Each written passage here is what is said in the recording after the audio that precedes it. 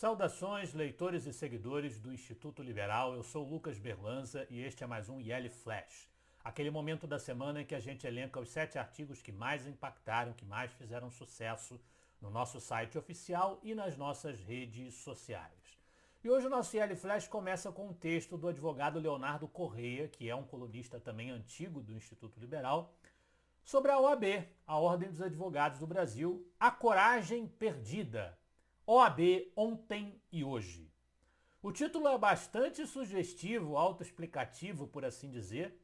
E o autor naturalmente vai refletir sobre a diferença de postura das lideranças da OAB no passado e atualmente. No passado, contra a ditadura militar, a OAB tinha uma voz mais incisiva, mais valente, em defesa dos parâmetros legais, constitucionais, dos direitos individuais, a proteção de perseguidos pela ditadura sem o devido processo legal.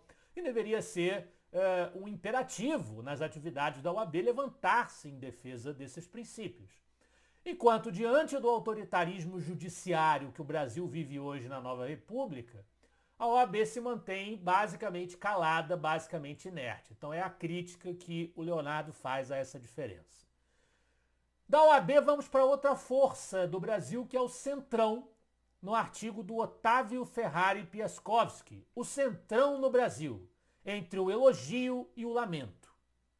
O Otávio faz uma reconstrução histórica do que é o Centrão, a formação desse bloco político conhecido como Centrão, esse centrismo fisiológico que serve aos diversos governos, se vincula aos governos alternadamente, sem nenhum pudor de aparentemente estar mudando gravemente de opinião. Ele faz uma análise do Centrão e das suas contribuições ou os seus prejuízos, os malefícios por ele causados ao longo da trajetória desse período que nós chamamos de Nova República.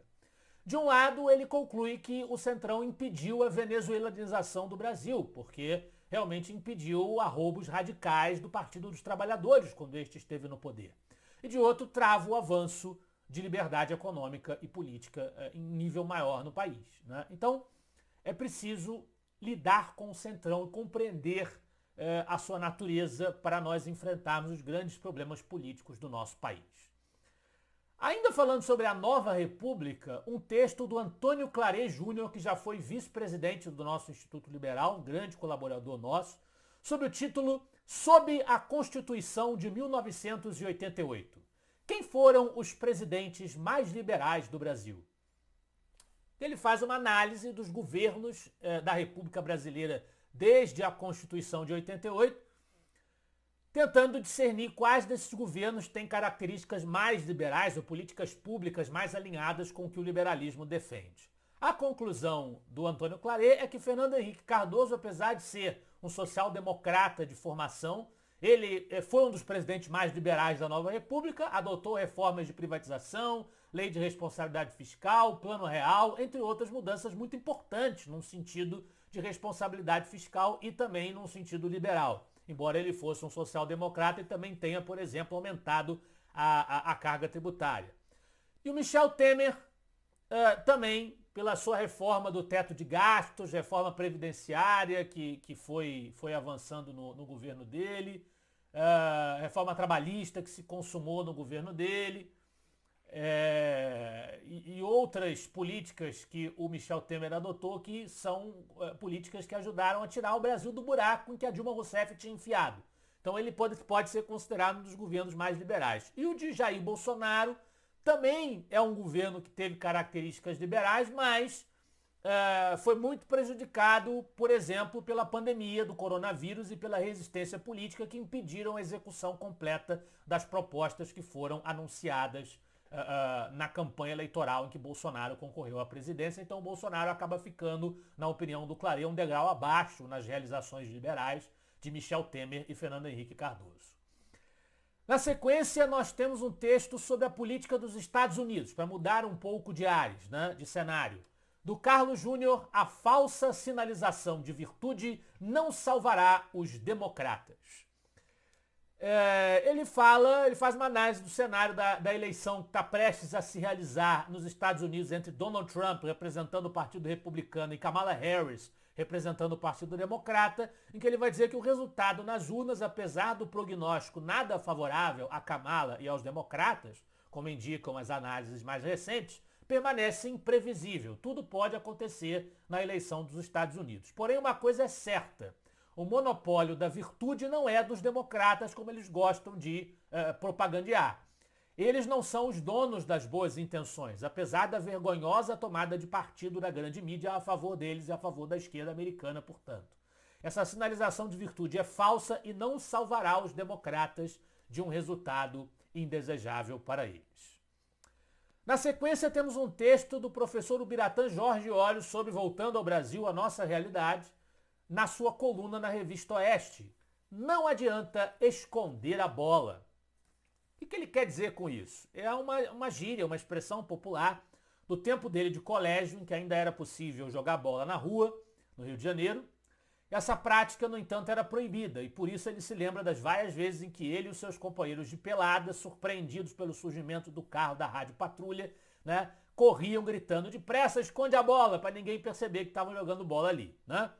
Então sumiam rapidamente com ela, jogavam em alguma casa antes que os policiais chegassem e apreendessem a bola. Depois era só fazer cara de desentendido, diz o professor Ioli, cumprimentar os homens da lei e assim que desapareciam de vista, reiniciar a partida com uma bola ao chão, que nossos pais e avós ainda chamavam de free kick. Essa lembrança feliz surgiu a propósito da mais recente tentativa infeliz anunciada pelo desgoverno do Brasil, bem parecida com a de esconder a bola, porém sem a inocência daqueles anos. É que, de acordo com a velha imprensa, para driblar a visível insatisfação do povo com a economia, o executivo, assim que descer a cortina do segundo turno das eleições municipais, vai ampliar a verba de publicidade com foco na classe média.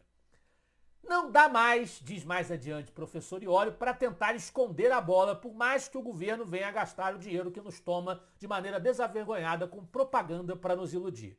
É simplesmente impossível uma soma de tantos erros ter como resultado qualquer coisa parecida com acerto.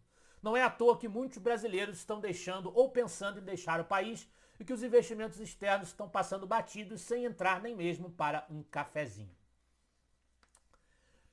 O outro problema, além do governo brasileiro, é a ESG, segundo o nosso também conselheiro superior, André Burger, no seu artigo RIP ESG. O fim de uma agenda militante e elitista? A ESG, né, que é uma agenda ambientalista, enfim, que é implementada nas empresas, estaria sendo abortada, segundo a análise do Burger. O seu ocaso é melancólico. Não houve uma absorção gradual de seus princípios como as outras modas em administração. Nos países onde o discurso ESG era mais forte, mais rapidamente silenciaram.